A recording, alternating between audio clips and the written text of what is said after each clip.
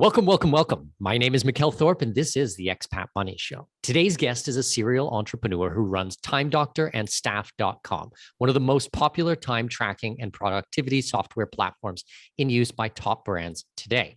He is also co-organizer of the world's largest remote work conference, Running Remote. Please welcome to the show, Liam Martin. Liam, how are you? I'm doing pretty well. I just actually finished our conference about a week ago, and all of the cortisol has finally worked itself out of my system. So I'm now feeling a lot more relaxed than I did. I don't know if you've ever run a conference during COVID, but we had 6 speakers that ended up canceling because they tested positive about 48 hours beforehand. And I got to tell you, it is a interesting animal trying to, get a journalist as an example on 24 hours notice that's worthy enough to speak to Harry, who's the CIO of Zoom. It's a very, very difficult process, but I got through it with hopefully all of my brain cells intact. And I'm really excited to be able to talk to you today.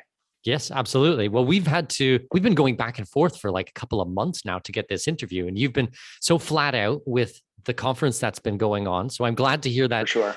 It has happened, and it sounds like a success. And I want to get into kind of some of the details on how you ran it and what was talked about during that. But why don't we start by kind of talking a little bit about your backstory? How did you get into remote work? How did you decide that this was what you wanted to do as an entrepreneur? Sure. So as you said before, my name's Liam Martin. I live on planet Earth. More specifically, I'm actually in Montreal, Canada, which I didn't know this even when we did the pre-call. You're actually Canadian as well, which is very, very cool. And remote work really started for me in grad school. So I was at McGill University, which was the best university that I could afford. And I ended up actually teaching my very first class at McGill. And for those of you that don't know, if you're a graduate student, generally you're the person that's actually teaching the first and second year classes, not actually any instructors or professors. Started the class with 300 students, ended up with less than 200, and the worst academic reviews in the history of the department. The department had been running for about 136 years, so not very good. I remember going into my supervisor's office and saying, I don't think I'm very good at this. And he said, no, you are not. And then I said, so what do you think I should do? And he said, well, you got to get pretty good at this teaching thing if you want to actually enter academia and either get better at that or figure something else out to do. 6 weeks later, I threw a master's thesis under his door and I was out into the real world. And what I ended up doing actually was building an online tutoring business. And this was back in like 2008, 2007. And so I was doing it through Skype. For those of you that have been working remotely long enough, you probably remember that. It worked about 80% of the time. And I would do video calls for students because I recognized that I could actually get twice as many students in and charge the same amount of money. That expanded out to a couple dozen tutors throughout North America and Europe. And that actually led to another business, which was Time Doctor, which is a time tracking tool for remote teams with my now co-founder, Rob Rawson. And the problem that I had was I couldn't actually account for the amount of hours that were being worked by one of my employees. So a student would come in and say, hey, you billed me for 10 hours. I only work with a student for 5 or the tutor for 5. I'd end up having to refund the student the 5 hours and then pay the tutor the full 10 hours. This was really destroying the business. So Time Doctor perfectly solved that problem for me. And then we ended up building a couple other products, Staff.com, Running Remote, and actually now this book that I've spent the last year and a half working on, which I'm really excited to talk to you about. Okay. Do you want to get into the book first? Do you want to get into the conference first? I mean, I also want to know how you got the domain name staff.com, because that is top real estate. Like, what year did you buy that in? Well, we used something that, is a classic. It's called money. And it unfortunately cost us a lot of it. It cost about $550,000. And that was back in 2011. When money was still worth something. I remember those days. Right. Yes. Everyone's portfolios. This is like May 27th for us right now. So our portfolios are probably all bleeding at this point. But yes, we ended up going after that. We actually initially bought mystaff.com. And we bought it because we wanted to build a two-sided marketplace for remote workers. Mhm. So there were a couple platforms that probably some of your listeners know about. Upwork is the biggest one in the space right now, Fiverr, but they actually all merged. They were other companies back in 2011. And we said to ourselves, man, we should really be able to get into this space, because we actually had a lot of interest from other companies, other two-sided marketplaces, to be able to buy our technology and implement it inside of their own platforms. So we decided to build our own platform. We initially bought MyStaff because we were kind of negotiating with this domainer. And then we realized, we've just got to go hog wild on this one. And the actual main company, Time Doctor, was going quite well. That product was doing very well. So we made the investment.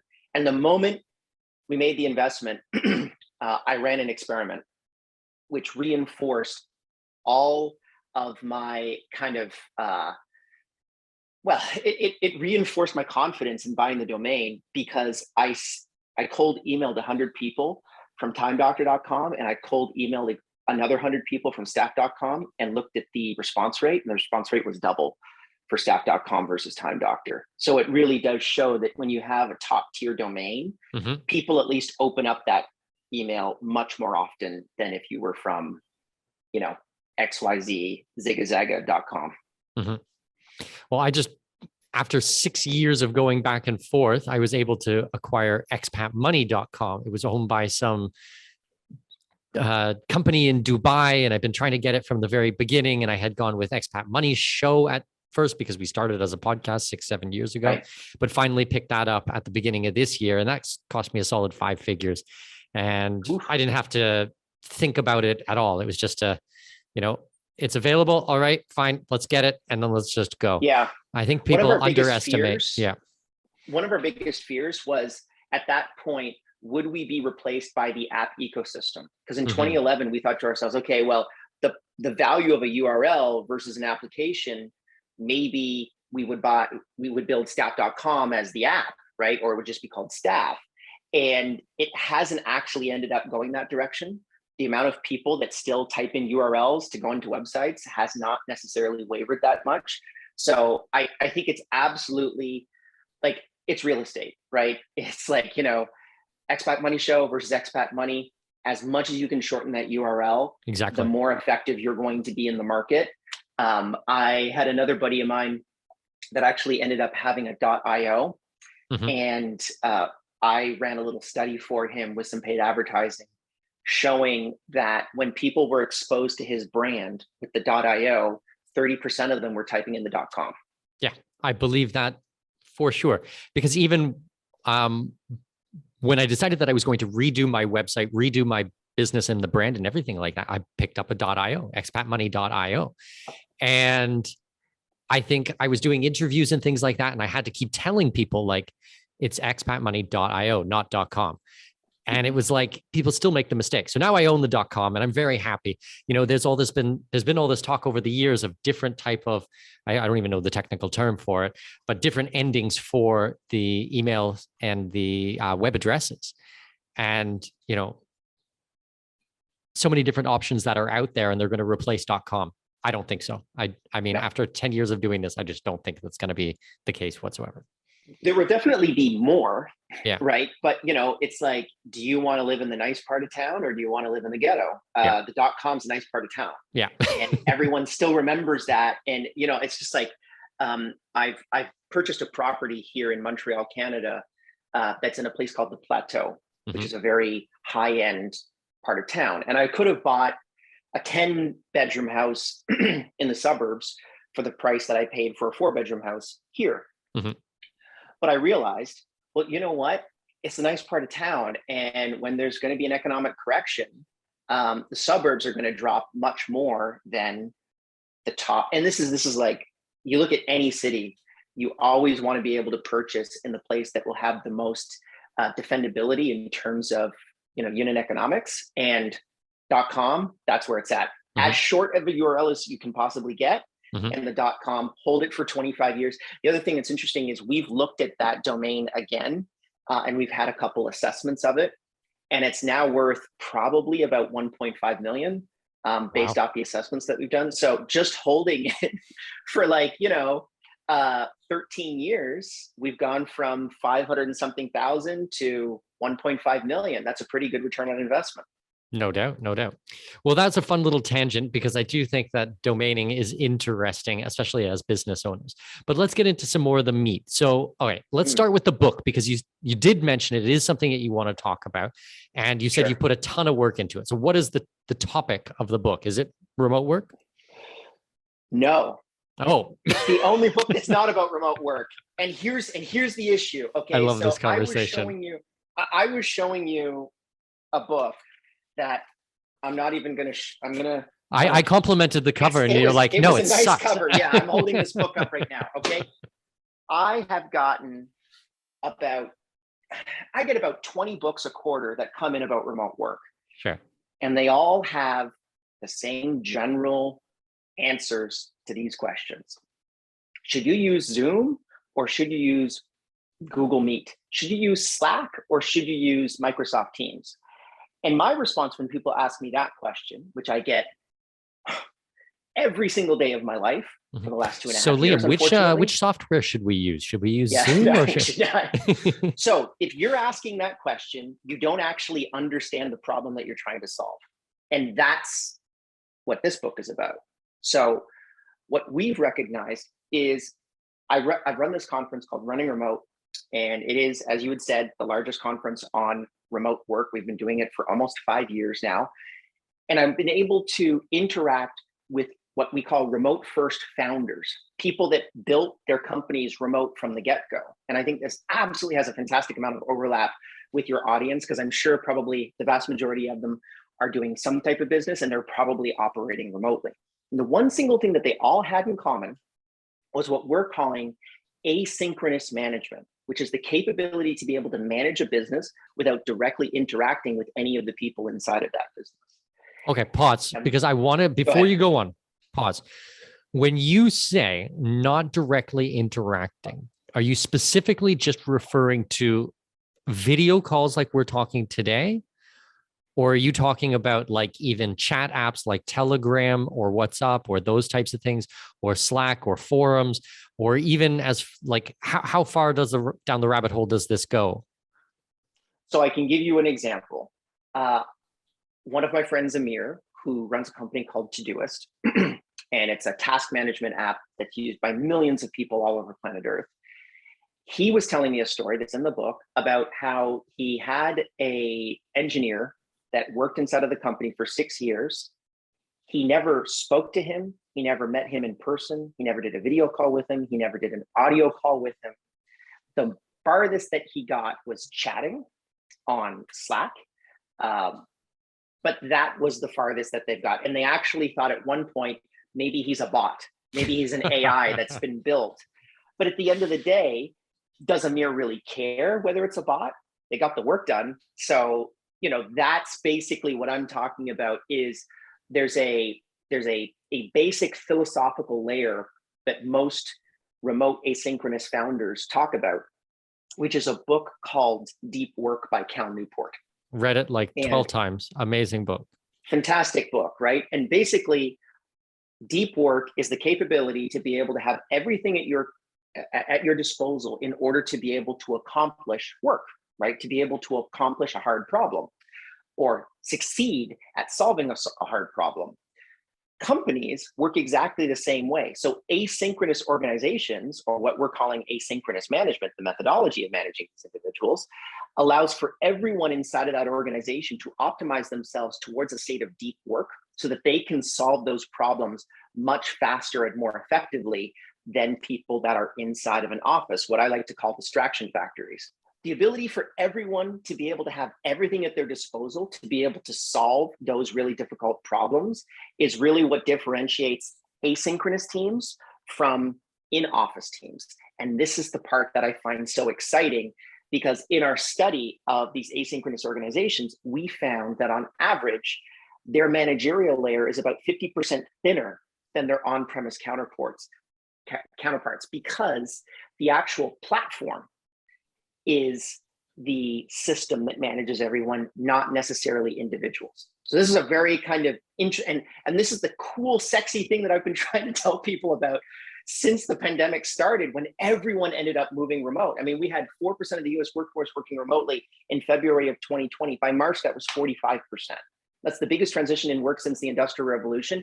And no one decided to think, maybe we should manage these people a little bit differently. But no, they're using exactly the same methodologies that they've used before. There is a different way to be able to do it. I know it because I was interacting with these people for the past 20 years. And that's what the book is about, trying to get that information into people's hands.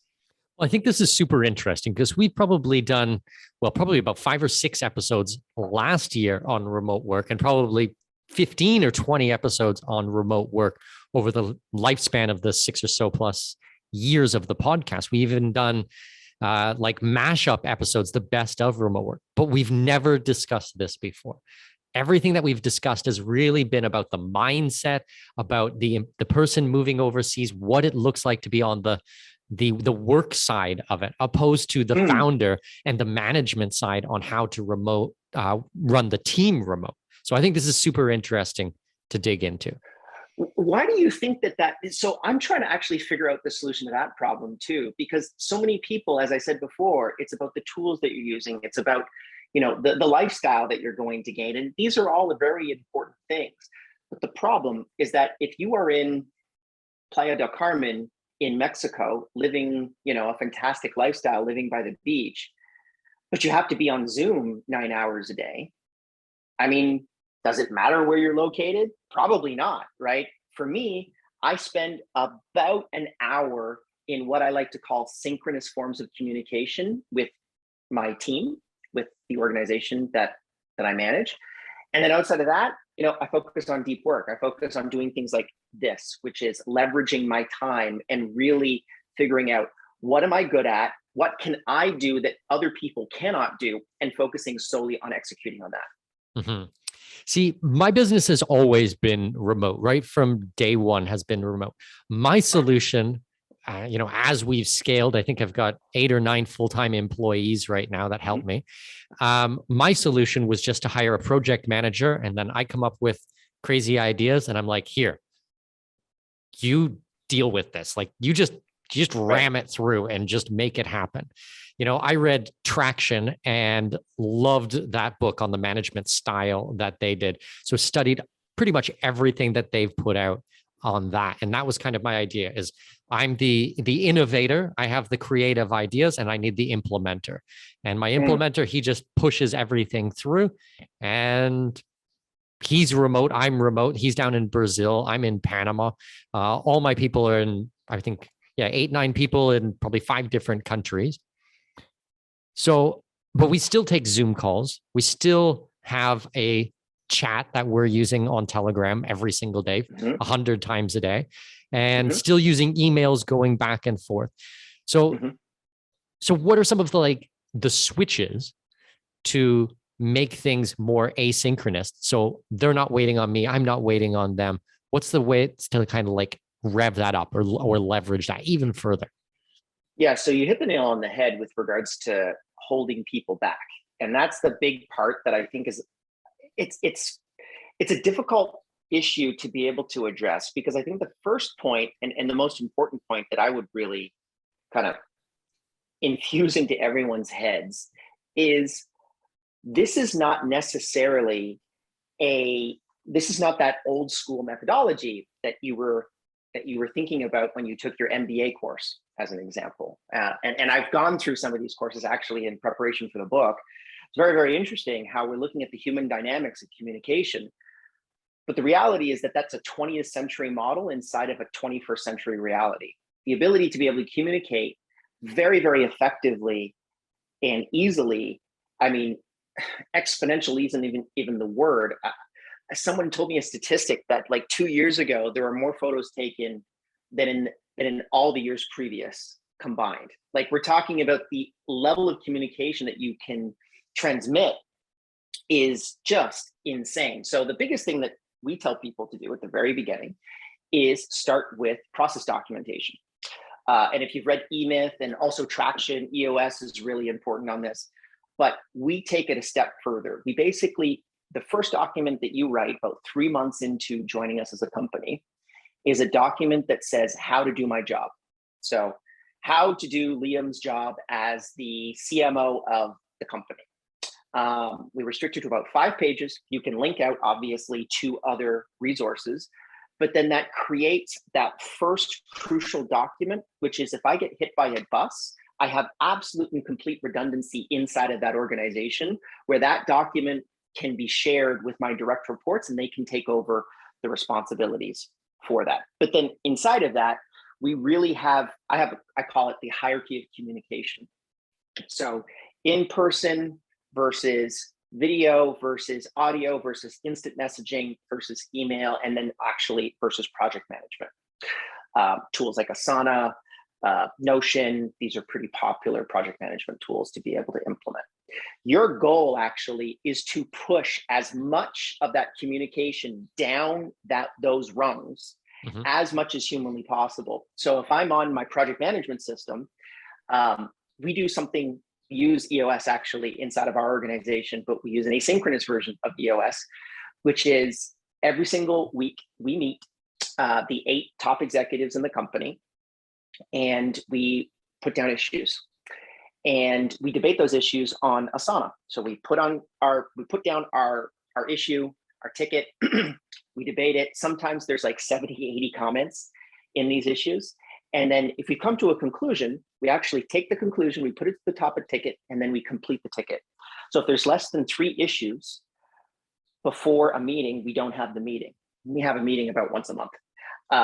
So the ones that actually stay up there, by the way, very interestingly enough, they are almost entirely due to EQ issues.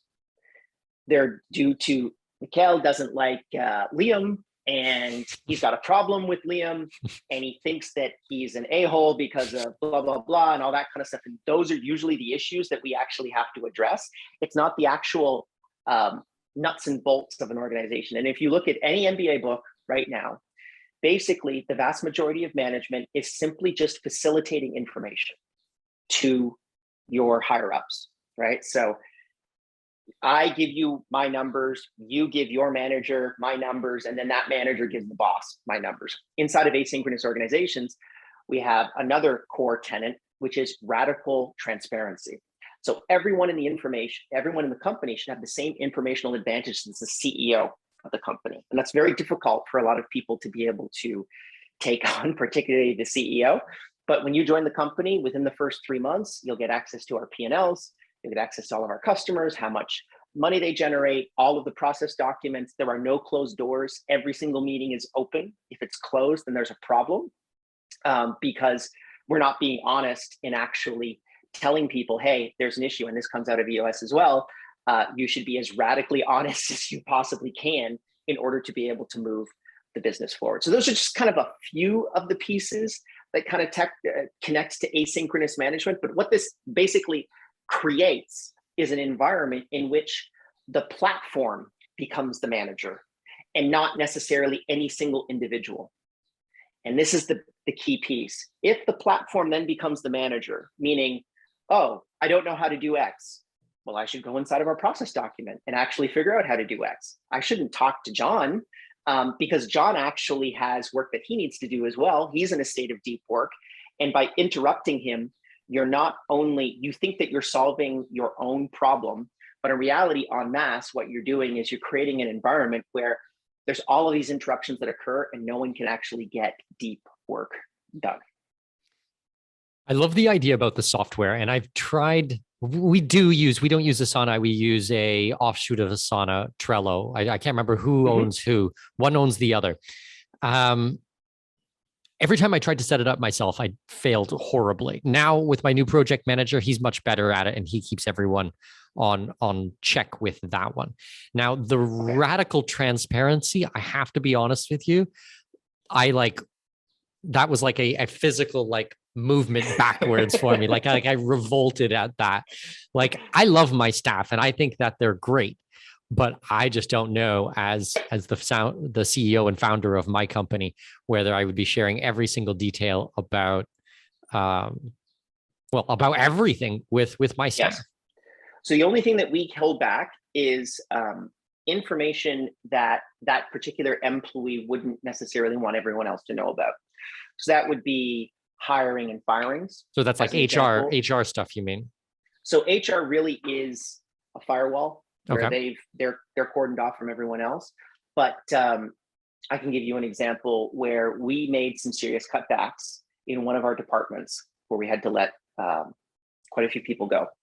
And the conversation on that was probably about 2 months. People saw it, because the other part of this too is because everything is documented, including all of our meetings, you as an individual could come into our company and you could act as an archaeologist. So you could actually identify, well, why did we make that decision 2 years ago to shut down that department? You could actually figure it out because you can go through our project management systems, our emails, all that kind of stuff, and see that communication and why it necessarily occurred or didn't occur. Very useful, by the way, for due diligence if you ever want to sell your company. But when you get down to the nitty gritty of it, by empowering people to be able to have that transparency, it creates a lot more employee loyalty. So we personally have an eNPS score, which is Employee Net Promoter Score. It's just a way of measuring how happy people are, which you can use across any industry. We have an eNPS of 73. The average is 36, and the average eNPS score inside of asynchronous teams that we identified, again, it was a small n, it was 14 people, but still a pretty representative sample, is 70. And the two major reasons why they give for such a high eNPS score is the ability to be able to work wherever they want, whenever they want, the freedom to be able to basically just work however they want to work, and then also the radical transparency part, the ability to be able to have access to all of this information, because it not only creates an environment in which you feel trusted, but more importantly, when a difficult decision needs to be made, almost everyone actually realizes that that's the decision that needed to be made, including, by the way, when we made this cut, the people that were in that department.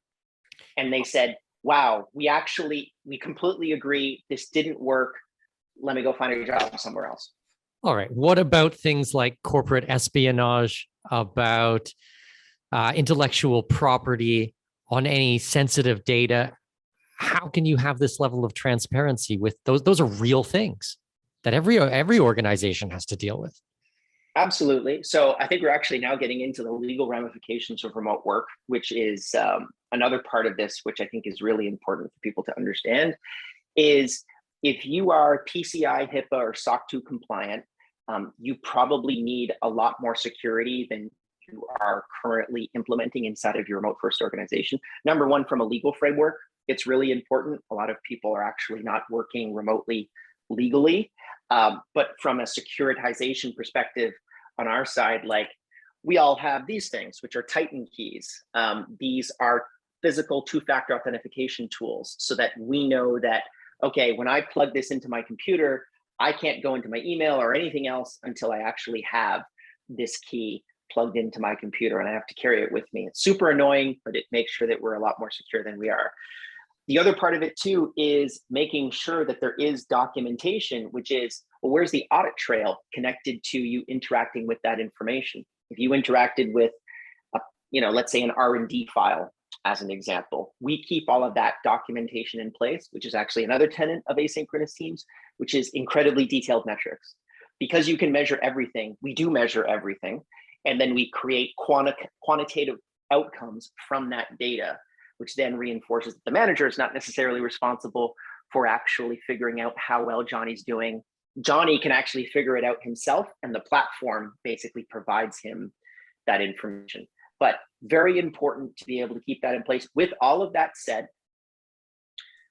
the vast majority of the time, people steal data, whether you're in an office or you're not. And that's the hard truth. A lot of people have asked me, oh, is it safe to be able to have remote workers? Maybe they steal data from us. And we have had people that have stolen from us. I can tell you a couple doozies. And you can't necessarily go after those people because they live in a different country. And, let's say someone steals $50,000 from you. It's probably going to cost you $25,000 just to actually go after them from a legal perspective. So we don't necessarily do that. But at the end of the day, we create compartmentalizations of trust, and make sure that we're ratcheting people up in those systems as quickly as possible.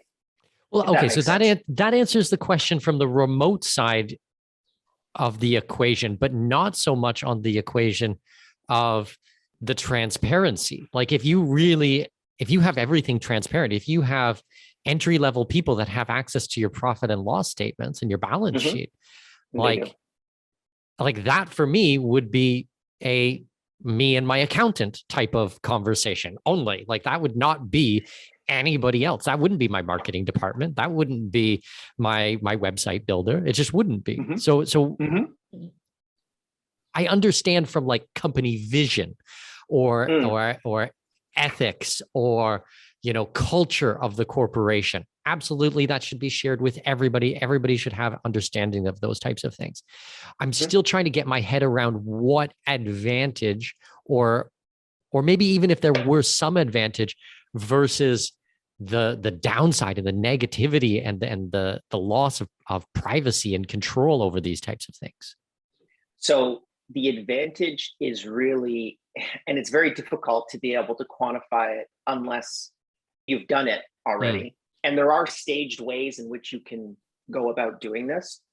So as an example, we use a tool called ChartMogul inside of our SaaS product, which is basically, it gives us all of our customers, how much money they make us, whether they quit, whether they're expanding, contracting. And because of that, you can get all of the stereotypical software as a service metrics, churn, lifetime value, all those types of metrics. So within the first month, we give everyone access to that. And this was something that maybe about 7 or 8 years ago, we didn't do. And then when we flipped the switch and we decided to give it to like certain people that we trusted, okay, wow, they're much happier. And we sent it to some more people. Wow, and they were just blown away that they could get access to this information, effectively giving them the same informational advantage as the CEO of the company. And then when we gave it to everyone, that's when stuff went crazy. Our EMPS, I mean, we went from 50 to like 65 within 1 quarter. And when you quantify that in terms of retention metrics, that's easily, to us, probably about $5 million worth of labor that we've saved that quarter. So I think about it from a dollars and cents perspective, which is there is obviously risk involved in this. And there's a lot of, and there's also the other side of it, which is if things are really bad, maybe your people end up jumping ship, right? If all of a sudden those P&Ls don't look very good, very good. They go, oh man, well, my job's not so secure. let's get out of here. But we've even had those experiences as well. But because we've had this environment of radical transparency, they said, you know what, we're in it. Like we're going down with the ship, and we haven't gone down obviously yet. And we're doing very well with regards to remote work. But it just it's this very rare advantage that when employees are treated like adults and equals, they then give that back just as much as we were giving it to them historically. One other caveat I'll also reinforce is this is really designed for us to be able to go after A players. So the average, the most popular job on planet Earth, I don't know if you know what that is. It's when I looked it up, it blew me away. Tell me. Customer support reps. Oh, really? Customer support rep. Yeah, that's the most popular job on planet Earth is a customer support rep, right? Like customer service. So your average customer service rep is generally not an A player. You will find A players inside of that job category, but it's generally low-skilled work implemented by low-skilled labor. Any business owner will know that.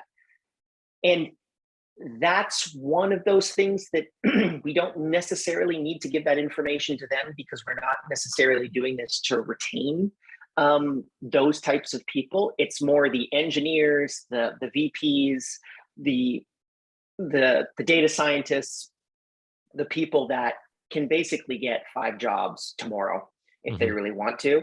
And they'd say, I prefer to work here and for less money because I have more freedom and more flexibility to be able to work the way I want. Okay. I just thought of another thing. Now, tell me if this fits in under the HR department. Mhm. With the radical transparency, do everybody know what each other is making? Their salaries, their bonuses, their holidays, everything that's included, or that's part of the HR side? So in some, we personally do not do that, but in a lot of asynchronous organizations, they do. So they give everyone their salaries right up front. There's a fantastic one actually, Buffer. So Buffer open salaries, if you just Google that, they not only gave it to their internal team, but they also gave it to everyone on the internet.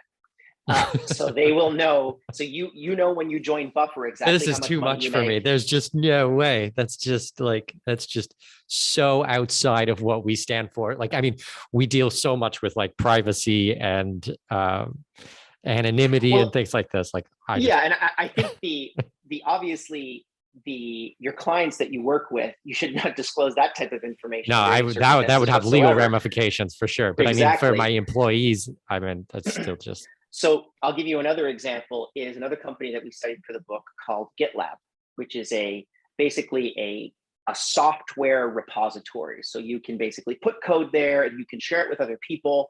And it's kind of a project management system as well. And they open source so much of their stuff. They have such a high degree of radical transparency that they ended up sponsoring our conference a few years ago. And if you simply type in running remote GitLab sponsorship, they have all of the emails that we sent back and forth on the negotiation for the sponsorship. Everything inside of their organization is open to everyone else inside of the organization. And as much as they can make public, they make public, including even the emails that they send out inside of the company. So it's a very different model, but GitLab is, I think it's got a $20 billion valuation. They went public last year. They're doing very, very well. They're actually doing better than GitHub, which is another remote company, but doesn't practice asynchronous management. And it effectively allows for everyone to be autonomous nodes inside of the organization because they don't necessarily need managers in order to be able to figure out what to do next because they have everything at their availability to be able to actually accomplish the tasks that they need inside of the company. Okay. So this is one of the tools in the toolbox. I think that it's very interesting. I will be very upfront. I'm certainly not sold on this radical transparency, but I want to know what are some of the other tools in the toolbox that have really helped what you've seen with your company, helping other companies with remote work? What are some other tools in the toolbox? Sure. So another big one is deliberate over communication. So the ability to be able to communicate asynchronously is basically going to reduce you to text forms of communication and to something like a Loom video, if you've ever used Loom before. So a video product where you can kind of grab the screen and communicate, hey, I want this pixel moved there. Or you can make a video just like I'm doing right now, where I can actually do an address of everyone in the company and I can make a video beforehand instead of actually doing it in a live AMA, which we used to do. So pause on that one because that's a cool idea. So it would be kind of like a watch party. You would do a presentation as the CEO and then it would get broadcasted out on Zoom like a watch party, or how would that explain that a little bit? So literally we create an unlisted YouTube video. And sometimes we actually secure it behind more important video platforms. But you take that video, you give it to everyone inside of your organization. And the reason why I would suggest that people start with YouTube is because it has amazing analytics. So what we do is we measure how many employees watch the video, how long did they watch the video for?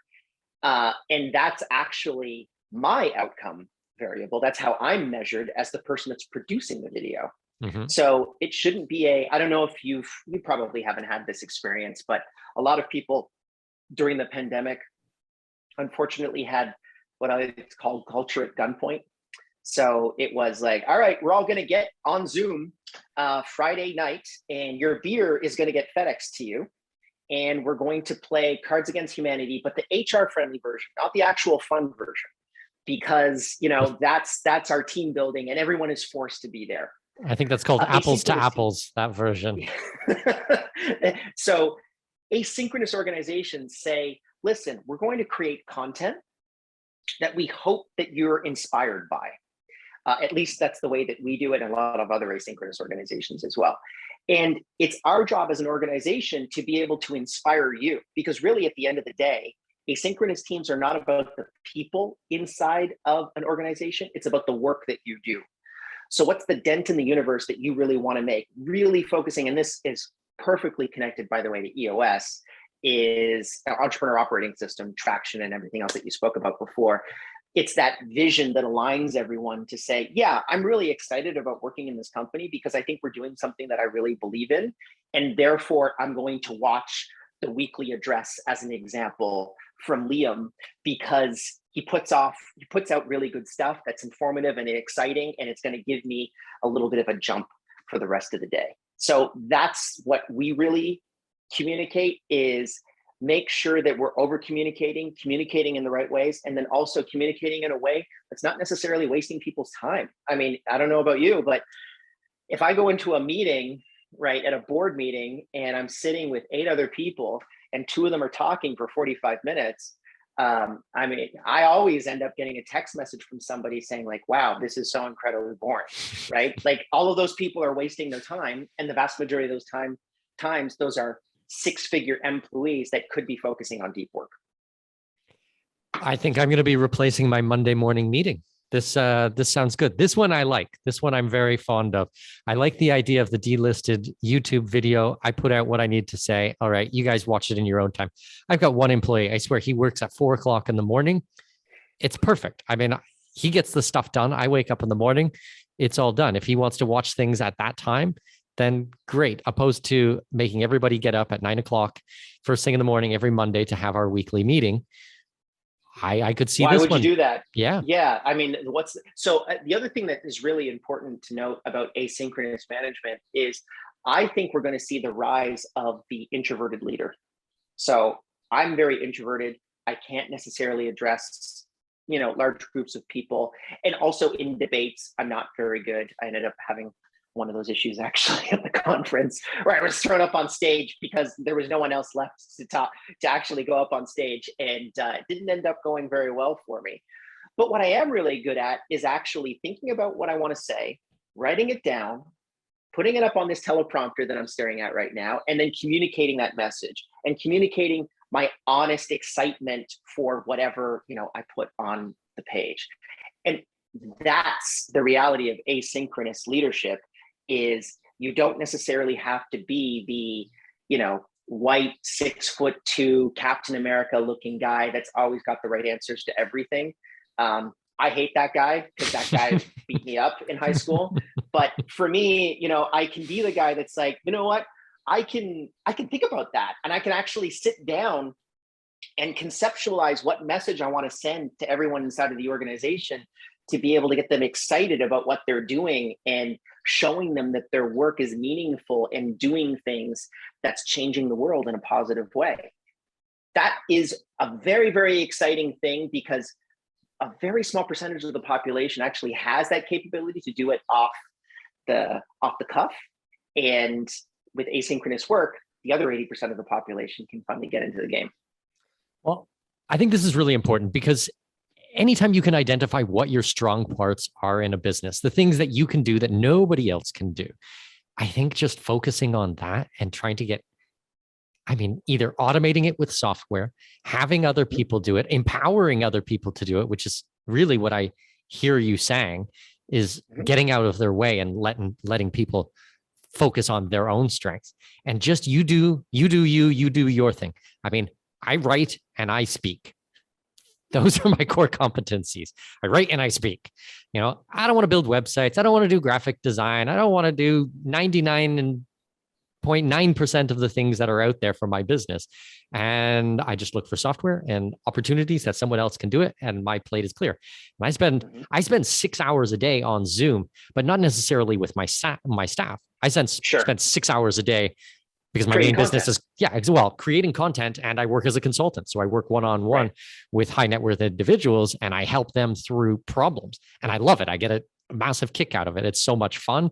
And it's like an itch that has to be scratched. I just like this type of thing. And I like communicating and brainstorming and being creative and finding solutions to really complex problems, in the tax and legal and immigration side.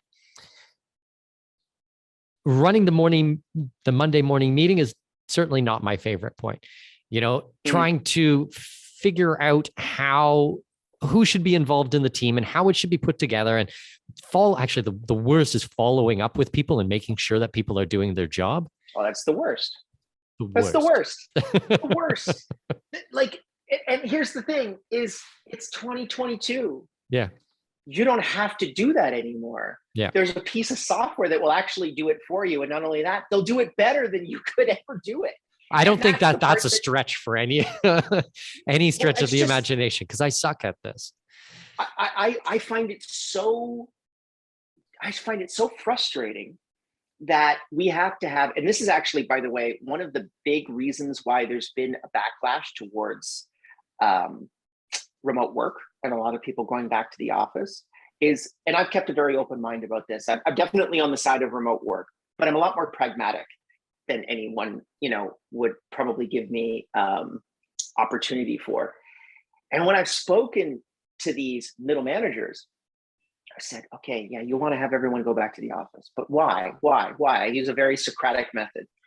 And really at the end of the day, I think they've recognized that they are effectively redundant in this process. They're a horse. It's 1915 and the first Model T is rolled off the production line.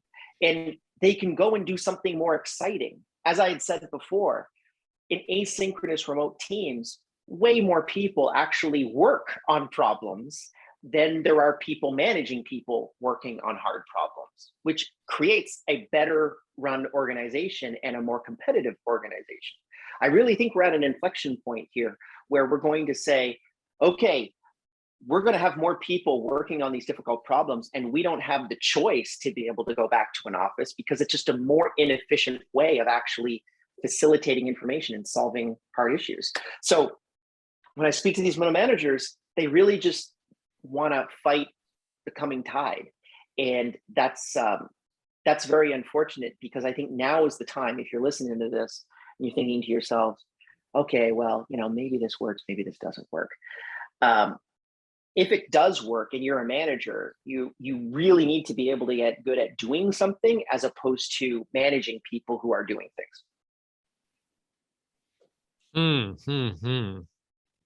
It's interesting. Yeah, it is. It sounds like a lot of EOS that's thrown in, but really like 2.0 EOS for 2022 and beyond. So what about, like, what kind of pushback do you get from people? Like, what are the things that they go, oh, this doesn't work because of A, B, and C? Like, I could imagine someone saying, oh, there's this creativity that only happens if you're face to face for someone. I mean, what absolutely. Like, what about that? What about other things in that type of vein? So my dream is to have 1,000 companies that start at the same time. 500 of them are synchronous and 500 of them are asynchronous. I believe, this is my theory, is that the 500 that start synchronous will probably be able to conceptualize their ideas faster. So, you got a small team, you're a startup, you think to yourself, okay, I'm going to come up with this concept. And I think they'll be able to get to the concept faster than the asynchronous organization. However, asynchronous completely obliterates synchronous when it comes to scale. Okay. We have a problem, we solved the problem, we've built a product or service around that particular issue. Now what we need to do is scale that process. That's where asynchronous really kicks into high gear, because instead of my VP of sales training 3 salespeople, my VP of sales can build process documentation that can train 100 of them at the same time, because the platform is the manager. From the collaborative perspective, I completely agree.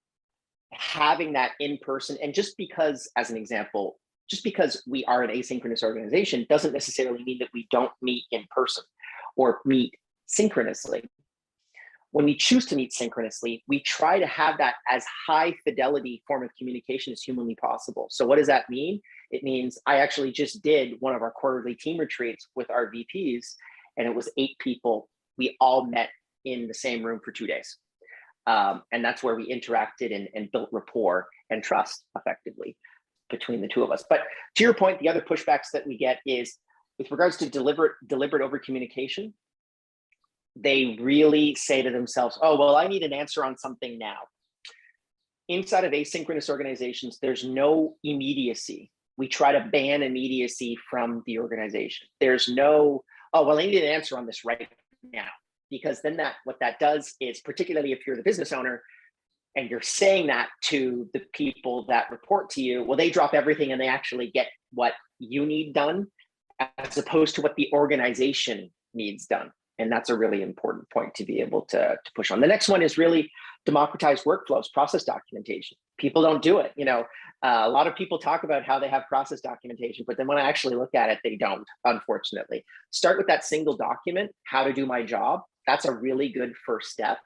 But long-term, there should effectively be no answer that your documentation can't answer. And if they can't answer it, then you need to write that documentation in order. And there's a bunch of different kind of details kind of connected to that. And then the third one, which is actually very difficult for people to overcome, is detailed metrics.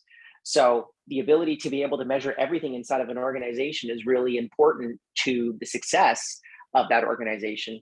And to me, when people look at detailed metrics, they say, oh, well, I don't want this level of CRM, or I don't want any kind of time tracking, or I don't want a project management system, or I don't want to be able to be, predefined by my EMPS score or how many people watched my YouTube video. I thought I made a great YouTube video. Well, the data would suggest otherwise, right? It's just the hard reality of the market. In this case, I would call it our internal market, which is I make YouTube videos and information to be able to excite people internally just as much as externally. And if those people aren't excited about it, then I'm quite possibly the wrong person for the job, or I'm not doing my job properly. Mm-hmm, mm-hmm. So what do you find is the sweet spot for organizational size then? 1 to 10 is okay, fine, going synchronous. And then once you get to a certain place where that's really the sweet spot when you transition. So the biggest, first off, anyone that is below the Dunbar number. So a Dunbar number is the sociologist named Dunbar. I don't know his backstory, to be honest with you, but it's a very clear sociological rule, social fact, is that you only can really have about 100 to 150 friends. And the definition of a friend is if you saw them at a bar or a restaurant, you would go over to them and sit down and have a drink with them, right? That's Dunbar's definition. So you can only have about 150 of those, max. Once you're past the 150 people Dunbar number, unfortunately, no matter how much you love the people that work inside of your company, they cease to become people and they start to become numbers. So you need to be able to actually optimize for that and recognize that you will no longer, there are people in the company that, that don't know me, that never met me before, that still work in the company and they work just fine because they accomplish a particular task inside of the organization. I'm sure they're really great people, but I don't really know them. And if I saw them at a restaurant, I wouldn't know who the heck they are, that type of a thing. So it's really important to be able to optimize for that Dunbar number. And I would say any organization that wants to truly scale past the Dunbar number, asynchronous management is the methodology for them. And by the way, asynchronous management can be deployed inside of an office as well, right? I don't know if you've seen all of these crazy stories of people going back to the office. They're forced back to the office, quote unquote, and they can't actually meet in a boardroom. They all have to do Zoom on their own computers. And this is like a trend that's really, that is happening everywhere. Because people are afraid of getting COVID. Because they're afraid of getting COVID. Yeah. So to me, God, I'm thinking, why do we have this office in the first place? Yeah. Sounds like expensive overhead. Exactly. So it's really important to be able to kind of just make sure that you're mindful of those types of faux pas, particularly going back to the office, about why are we actually doing this? But outside of that, having everybody really aligned towards their core goals is another piece that I think like EOS does this very, very well. But it's one of those, and obviously what I'm suggesting as well inside of asynchronous management has the vision of the company at its core, because when you have less connection with individuals inside of the organization, it's really important to be able to have people to hold on to the vision. And it is, by the way, the number one stickiest thing, particularly inside of, there were 2 or 3 studies that we referenced in the book that connect to primarily the tech industry, but they identified that organizations that had a very strong vision towards what they wanted to do were the organizations that ended up succeeding in retaining their talent and solving those difficult problems, way above people that had actually more interpersonal culture. So I like the people that work inside of the company. That is a really important factor. I wouldn't necessarily discount it, but when you're talking about remote teams, strong vision is absolutely the most important thing to be able to make your organization succeed. Yeah, that makes a lot of sense. Definitely. To hone in just a tiny bit more on the numbers of the employees. So do you still think that there is advantage for smaller organizations to go this direction, or to start as this because they know in the future the organization will scale? So it was a forcing function. Generally, asynchronous management grew out of the forcing function of remote first organizations that were located in multiple different countries from day one. And they said to themselves, okay, well, there's someone who's on the other side of the planet, and when I want to talk to everybody at 3 p.m., it's 3 a.m. for them. So we need to build methodologies and systems in order to be able to account for everyone, regardless of time zone. So that's how it really kind of started. It's very difficult for me because there's probably about 2,000 to 3,000 asynchronous companies on planet Earth right now. They are, by the way, some of the largest companies in the world, but there's not many of them. And I would say from the 1 to 10 range, if you're 2 co-founders and you're working on a SaaS product, as an example, I would be as synchronous as you possibly can in that moment. But that would probably be month 1 to 6 of the company. You've got an idea, you're going to test that assumption in the market. Maybe you have an engineer and that engineer is going to work with you. I would say above 10 people, you can continue down the synchronous rabbit hole, but unfortunately what it's going to create is your culture is going to start to crystallize around the ability to be able to get information from people in person. And you think that that's speeding you up, and it is in the short term, but it's actually going to significantly slow you down in the long term because you're going to have to completely reinvent the company. I'm actually doing this right now with a bunch of other companies that are trying to transition from synchronous to asynchronous. And this is the big piece that they're coming up against, which is generally the managers and the executives inside of the company having this culture of immediacy and the direct reports stating, but remember, we paid for all this consulting from Liam, and Liam is saying that you shouldn't be, you don't need that in the next 2 minutes. You need it. When do you need it? When's a reasonable amount of time in order to be able to do it? That's like the biggest thing that's really been pushing back is it has to start at the top. But I would say 1 to 10, synchronous, first 6 months, synchronous if you had to. And then after that, switch to an asynchronous model. It's really going to allow you to be able to get to that scale point like Shopify and Coinbase and GitLab and Todoist and all the other companies that I looked at for the book. Amazing. Well, the book sounds amazing. When is it coming out? It's coming out August 16th on Amazon and everything else, even though Amazon is like, 95% of the sales. Don't tell any Barnes & Noble that, but it's all 95% on Amazon. So you can go check it out there. And if you just type in running remote, you'll be able to find it. Fantastic. We're getting close to the end of our time together today, but I do want to spend a bit of time and hear about your experience this year for running the conference. I mean, it must have been a lot of changes, doing an in-person event after what Conference we've during just been COVID. through for the last 2 years. So how Yeah. did it go?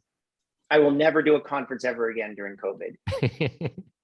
It is like I'm putting it in virtual pen and ink. Okay. It was easily one of the most stressful experiences of the last 3 years of my life. And I was very stressed out the last 3 years of my life. Yeah, so logistically, I'll get on my soapbox here for a second, which is like probably not going to be a good idea. But anyways, I'll say let it anyways. let it go, man. Let it ride. About 6 months into the conference, people were saying, you're requiring masks at the conference because we had the conference in Canada. And at that point, masks were required. I'm not going to come. I want a refund, right? So if you want to get actually very specific about it, we lost about 86 tickets that way. Then we ended up removing masks. Good. Let me just chime in before you finish your story. Good. Yes. No masks. Good. Non-political statement. I am, whether you want to wear a mask or don't want to wear a mask, it's totally up to you. Non-political statement. But 4 days before the conference started, they removed masks. And then we had a further 45 people that asked for a refund because they now would not require masks in order to be able to attend the conference. So it was a unfortunate reality of the politicization of that little piece of fabric.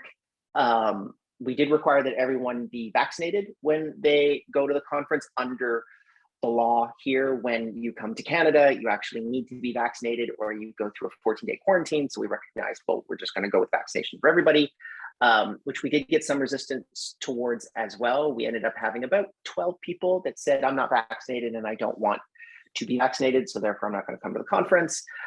You can hear like the cha-ching machine, like all of the money that we're losing, right, from that extra variable. And then 48 hours before the conference started, we lost 6 speakers because they tested positive for COVID. And that was another short-term extra kind of wrench in the works that I would not necessarily wish on my worst enemy. One of our title speakers, who runs a very large company, it's Zoom, right? So one of our title speakers, he's the CIO of Zoom. It was a really important interview for us. And we had a woman from the Globe and Mail or the BBC, I believe, that was going to actually do the interview. She ended up testing positive for COVID. And when you do try to do an interview with someone like that, it's like you have 2 assistants plus a PR rep plus the lawyer on every single prep call, right? So all of a sudden you say, oh, well, you're going to get interviewed by someone completely different. The lawyer says, what? Right? So those are just examples of things that add an extra layer of stress to the experience that should really be a lot more exciting. But the people that did end up coming, which was a lot actually for us, they loved the conference. They loved being able to get back to in-person communication. Even though I am talking about asynchronous management, that doesn't mean that you shouldn't meet in person, okay. Right? Like people meet in person all the time. Our company, once a year, we fly everyone into one particular location for 5 days. It's kind of like a mini conference about the company. And people love it. They feel energized about it. You build more trust, you build more loyalty across the team. And that's a piece that I think everyone needs to be able to get back to, because the last 2.5 years, we've been doing work from home, which is really not remote work. There's a scary virus outside that may or may not kill me. And I'm stuck in my house, with people that hopefully you like. And I can't go to the grocery store. I can't go to a restaurant. And thankfully, we're out of that. I think we're going to see the silver lining left behind is that remote work is now going to become at least 30% of the US workforce, where it was 4% before, which I'm very excited about. But I think everyone needs to kind of just calm down. We're back to a point now where you don't necessarily need those masks. If you're vaccinated, you are going to be, and even if you're not, to be honest with you, you're going to be very successful moving forward. And I hope that the world gets back to normal, because I feel we're in a place right now where we're more divisive than ever before. And I think COVID unfortunately added an accelerator to that. Definitely. I mean, I've never seen the world like it is right now, and so much uncertainty and chaos going on. I mean, I'm a very optimistic, upbeat, happy kind of guy. I mean, I deal with negative situations all the time. We're looking at asset protection and wealth protection and how to protect the downside. But at the end of the day, I mean, I love my life. I want to be out there traveling. I want to be out there exploring the world. The show is about freedom. It's about how to have more freedom in your life, whatever that might be for you. But I mean, if you want to work remote and be down on the beach in Panama or in Mexico, or, you know, traveling through Europe and in Portugal, like, these are amazing strategies to actually make things happen on your own terms. I mean, especially from the asynchronous side. Yeah. You know, I mean, traveling through. Yeah, go ahead. I feel it's so exciting where we're at right now. I think that and I'll call it the digital nomad class, even though I think we're actually going through transition. I think like version 1 of digital nomads were, and I'm assuming probably the majority of your listeners know what a digital nomad is. Definitely. But no problem on that one. Yeah. I'm assuming so. Sometimes I have to explain it. But digital nomad 1.0 was mostly engineers and high paid workers that were working remotely. And the average salary of a digital nomad, I think, was like 160,000 US. Version 2 of digital nomadism was the Instagram model digital nomad, that their average salary was actually $15,000. Huge change. And now, as we've moved post-COVID, there was one really interesting report that said that we went from 5 million to 50 million digital nomads. I think we're actually going to go to 250 million digital nomads. And the third stage for me is the rich dumb nomad. I'll get a call not a call, I'll get an email or a message almost every day from someone that will ask me, well, how much does it actually cost to be able to have a place in Bali? Oh, well, it's about $2,000. You can get a 4-bedroom place, per month with a pool. And I'll get response back like, I'm paying $11,000 in San Francisco right now. And I work for Twitter, for $450,000 a year. And now that Twitter's remote, I mean, Elon might be changing that over the next month or two, but they can now go to those places and they can truly work remotely. And I think that it's going to produce the rise of this cosmopolitan class that's going to recognize that it's just knowledge right now. It's your ability to be able to generate income is going to be the big divisive issue. And you don't necessarily need to be in New York, San Francisco, Los Angeles, Toronto, any of these types of places anymore, which honestly aren't that fun in the grand scheme of things. I think that cities are going to cease to be places to work, and they're going to become places to live. And that's a really exciting concept for me, because the amazing places where people can live, historically, the vast majority of work opportunities were not open to them. Mm-hmm. Well, I think the clincher is the asynchronous part of this, because, okay, so my main is helping people leave the United States and Canada. We deal with the tax issues, the immigration. This is what I said before. Mm-hmm. But most people, we're moving them north to south.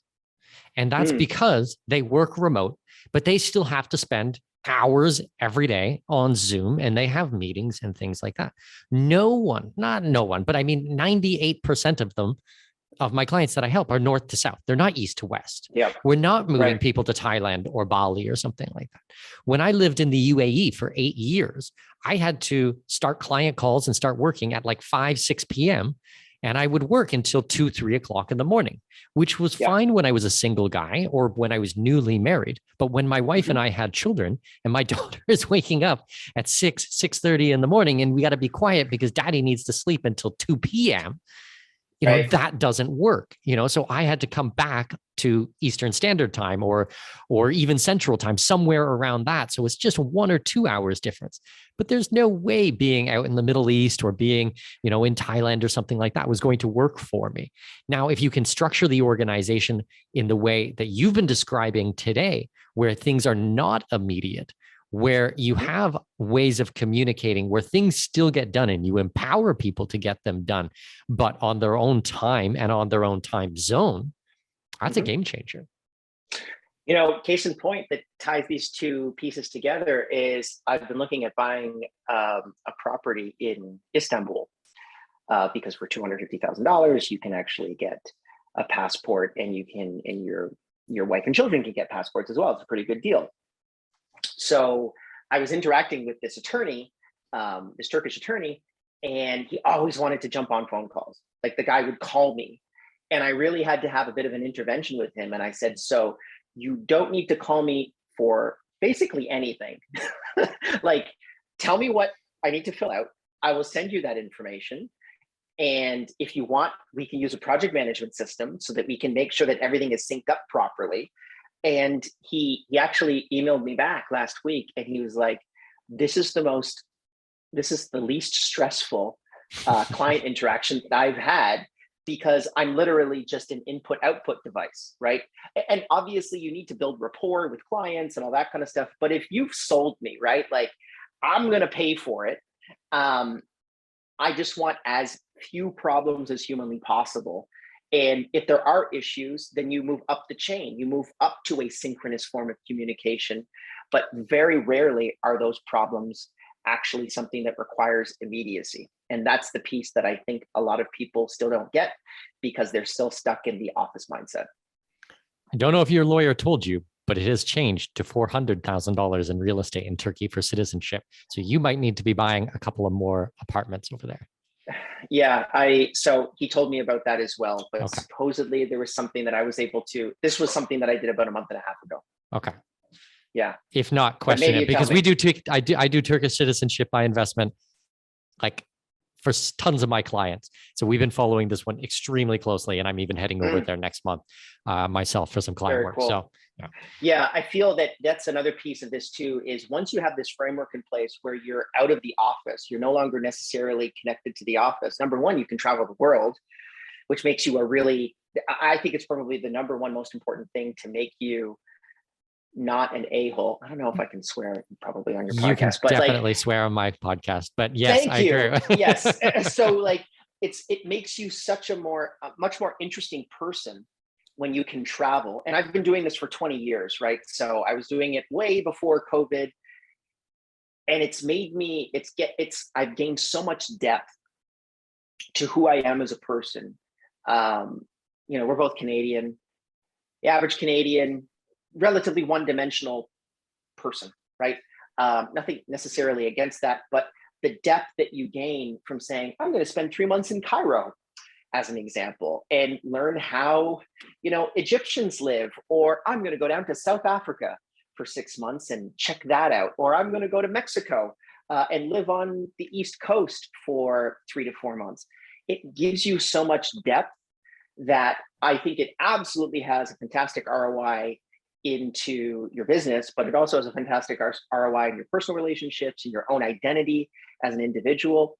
So we've been given such if you can call it a silver lining, such a huge opportunity with COVID, where everyone's now gotten a taste of remote work. And before, the people that you maybe would want to hire would be quite scared about remote work. Now, almost everyone on planet Earth has at least tried remote work once. And so it just opens up your opportunities to be able to build that organization. But it's really important to not have your company turn into golden handcuffs, right? The thing that's going to hold you back from doing what you really want to do with your life. I know that I'm kind of preaching to the choir on this one. No, amen. You said it better than I can say it myself. I love it. Liam, brilliant conversation today. Very, very interesting. I'm excited to learn more about what you do. If my listeners want to get a hold of you, if they want to find out about your company or pick up the book, where can we send them? So first off, you can't get in touch with me in person because I'm really focused on deep work and asynchronous management. Even when it came out of my mouth, I'm going, this is Yeah. hilarious. You know, if people want to give you a call, where can they? No, I'm just kidding. It's $8,000 an hour, and I'm happy to take anyone's phone call. But yeah, so if you want to go check out timedoctor.com or staff.com, those are the SaaS products that I founded, and go to runningremote.com/book for the book. Get it on Amazon as well. But if you go to that URL, you're actually going to get all of the process documents that we have built internally inside of our own organization, and all of the this is how you do Liam's job type of documents. So it really gives you a good beginning stake in building out those process documents. So at least you have something in place, that framework, to be able to hopefully go a little bit more asynchronous and free yourself from the drudgery of synchronous communication, which I like to call interruption factories. Brilliant. Liam, I love the conversation. Thanks so much for your time, and I'll talk to you soon, okay?